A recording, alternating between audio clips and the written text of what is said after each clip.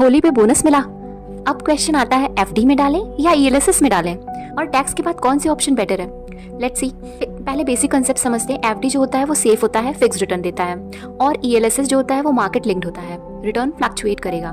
पर असली गेम जो है वो टैक्स का समझते हैं। नॉर्मल एफडी का इंटरेस्ट जो होता है वो फुली टैक्सेबल होता है आपके इनकम स्लैब के अकॉर्डिंग। फॉर एग्जांपल, आपने 1 लाख रुपए एफडी डाला और 7% आपको इंटरेस्ट मिल रहा है, तो 7,000 आपका इंटरेस्ट हुआ। और अगर आप 30% स्लैब में हो तो लगभग 2100 तो आपका टैक्स ही चला जाएगा। नेट रिटर्न कम हो जाता है आपको। बट ईएलएसएस में एक ट्विस्ट है, इसमें 2 एडवांटेज हो सकते हैं। एक तो आपको ओल्ड टैक्स रिजिम में 1.5 लाख तक एटीसी में डिडक्शन देता है, और सेकंड, आप अगर इसको बेचते हो तो लॉन्ग टर्म कैपिटल गेन पर सिर्फ 12.5% ही टैक्स लगेगा, और वो भी 1.25 लाख के ऊपर वाले गेन्स पे। लॉक इन लेकिन इसमें 3 साल का होता है।